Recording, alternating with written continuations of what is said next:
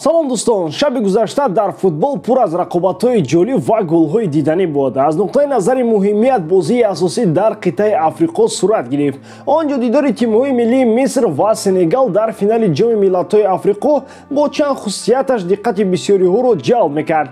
Дар топ-5 мусобиқаи Аврупо баъд аз танаффус бозиҳои аввалин баргузор гардиданд, ки воқеан ҳам хотирмон буд, махсусан дидори дастаҳои Барселона, Атлетико Мадрид. Имрӯз мо дар бораи муҳимтарин бозиҳои шаби гузашта гап мезанем. Аз шумо мисли ҳар вақта дӯстон лайк ва дар канал обуна шудан, аз мо бошад ҳар рӯз видеои нав баровардан. Акун дар ягон ҷо баъз шунед, мо бошад сар мекунем. Дӯстон, футболи дастаҳои баъди бозгашт дар ҷӯшу хуруш аст ва аллакай моро пагоҳ тоб рақобатҳо интизор аст. Дар Англия бозиҳои худро Эвертон, Вест Хэм ва Манчестер Юнайтед мегузаронанд. Дар Кубоки Италия бошад Жозе Маурино бо собиқ дастаи худ Интер барои рохат гирифтан ба полуфинал рақобат мебандад. Тамошои ин ва дигар бозиҳоро шумо метавонед бо 1x ҷолибтар кунед. Регистратсияи осон, пур кардани маблағ аз тамоми гӯшаву канори дунё, вале аз ҳам муҳим, бонус то $100 дар аввалин пардохт бо промокоди AMG 0777. Ссылкаи бозӣ дар комментария. Ба ҳама муваффақият.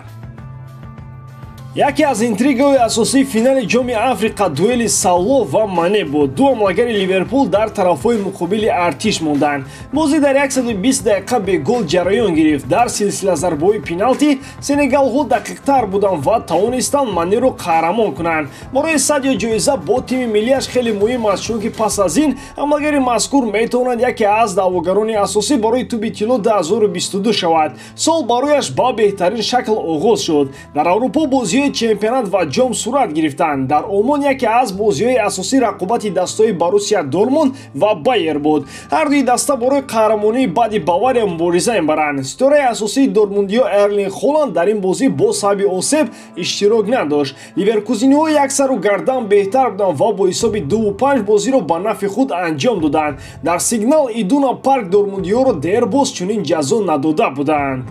бозии дигари ангезадор дидори қаҳрамони феълии Испания Атлетико Мадрид ва Барселона буд. Дар ин дидор шогирдони Хави кӯшиш карданд, ки номи Барсаи бузургро бо шараф ҳимоя кунанд. Каталониҳо бо ҳисоби 4-2 ғалабаи хеле зеборо ба даст оварданд. Аҷибаш ин аст, ки аз 4 гол дутаашро Алвес ва Алба, содиқтарин бозингарони ин тим заданд.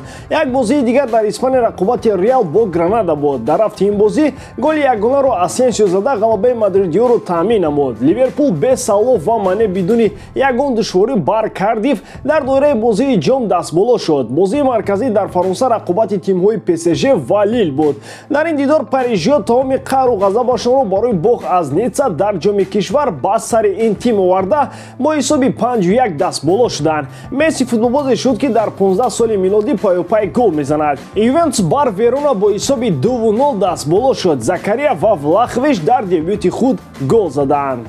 Килиан Мбаппе дар бораи ояндаи худ ҳарф зад. Ӯ ба чанд масъала, ки бисёриҳоро ором гузошта натавонистанд, рӯшанӣ андохт. Ман айни ҳол озод ҳастам ва метавонам бо дилхуд даста гуфтушунид анҷом диҳам, вале ин маънои онро надорад, ки ман рафта сари мизи рақиб мешинам. Аз бозӣ бо Реал Мадрид бисёр чиз вобаста хоҳад буд. Ман ба мисли пештара хоҳиши ғалаба ба Реалро дорам ва мақсади ман расондани ПСЖ ба қуловҳои баландтарин аст. Ояндаи ман то ҳол рӯшан нест, гуфт Мбаппе. Бояд донист, ки аз 30 июни соли ҷорӣ Мбаппе агенти озод мешавад. Аксарият бовар бар он доранд, ки ҳамлагари фаронсавӣ аллакай бо мадридиҳо шартномаи пешакиро имзо кардааст. худи бозингар ин хабарҳоро рад намуд. Аз ҳама кори аҷоиб он мешавад, ки агар ПСЖ ба Реал дар даври яккашниҳои Лигаи Чемпионот дастболо шавад ва Мбаппе аз гузариш ба Реал даст кашад, дар ин ҳолат қадру манзалати Реал хеле поён меафтад. Вале як ақида ҷои махсус дорад. Агар Мбаппе аз ПСЖ наравад, бепул бошад ва ба пулам, ин қадами бузург ба ақиб хоҳад буд. Ин ақидаро ғайр аз мухлисони ПСЖ дигарон тарафдорӣ мекунанд. Яке аз ҷавонони бо маҳорати футболи Англия, футболбози Арсенал Букайо Сака мебошад. Бозингари канори рост, ки хеле моил ба ҳуҷум аст, бо бозиаш дили ҳазорон мухлиси футболро тасхир кардааст. Дар баробари мухлисон чандин нафарони дигар бо биниши коршиносона ба футболбози ҷавон назар мекунанд. Чунин нигоҳҳо ба Сака аз шаҳрҳои Манчестер ва Ливерпул ҳастанд. Дар Манчестер Сити бо ояндаи неку дурахшони Сака ҳама бовар доранд. Ҳамчунин Ливерпул ҳам хоҳиши ҷалби ин футболбозро дорад. Вале гап сари он меравад, ки Сака дар Арсенал ҳам худро хеле хуб эҳсос мекунад. Сака ягон бор хоҳиши рафтан аз сафи лондониҳоро накарда буд ва аммо агар дастаи Арсенал рӯхати Лигаи Чемпионҳоро ба даст наорад, андешаҳои Сака метавонад иваз шавад. Ӯ чун ҷавонони дигар мақсади корнамоиҳо дар бонуфтарин мусобиқаи бошгоҳӣ дорад. Борои амбитсияи бузург дар кор аст, ки Сака пайваста дар Лигаи Чемпионҳо ҳунар озмояд. Дар рафти мавсими ҷорӣ Сака алахусус дар бозиҳои бузург маҳорати олӣ нишон дод. Голу ассистҳояш дар бозӣ бо рақиби азалии Тоттенхем қадру шони шӯҳрати ӯро дар назди мухлисон даҳчанд баланд кард. Шумо модели амрикои Майоргаро дар хотир доред? Мазу соли 2018 Роналдоро бо он гунаҳгор кард, ки футболбози португалӣ гӯё соли 2009 ба номусаш таҷовуз карда буд. Ин кор ба анҷом расид, вале адвокатҳои Роналдо кори нав пайдо карданд. Гап сари он меравад, ки ҳуҷҷатҳои ин тафтишотро намояндаҳои Майорга мехоҳанд дар рӯзномаи New York Times нашр кунанд. Ҳуҷҷатҳои ин кор айни ҳол дар шуъбаи политсияи Лас-Вегас қарор дорад. Аввалин бор дар ин бора соли 2018 аз тарафи Football Leaks гуфта шуд. Тарафи Роналдо мегӯяд, ки ин ҳуҷҷатҳо бо роҳи ғайриқонунӣ ба дасти Football Leaks расиданд. Қонун бошад махфӣ нигоҳ доштани чунин маълумотҳоро талаб дорад.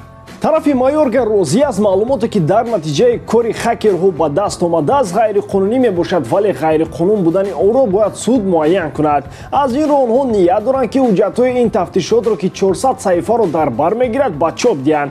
Роналдо гуноҳи худро дар ин кор рад мекунад. Соли 2019 суди Лас-Вегас ҳамлагари португалиро бегуноҳ хонд. Ҳамакнун дар ин кор гардиши нав пайдо шуд. Агар ба ҳуқуқшиносони Майорга муяссар шавад, ки ҳуҷҷатҳо дар рӯзнома ба чоп бароянд, аз ин метавонад скандали нав ба вуҷуд ояд. Аниқ дар он ҳуҷҷатҳо ягон гапе ҳаст, ки Роналдо ва намояндаҳояш намехоҳанд он оммавӣ шавад. Ба ҳамин тамом дӯстон, бори дорам, ки эҷодкории ман ба шумо писанд меояд. Лайк, комментария ва дар канал обуна шуданро аз ёд набароред. Бо шумо мисли ҳар вақта Муҳаммад Гайров. Хай бародарон, дар паноҳи Аллоҳ.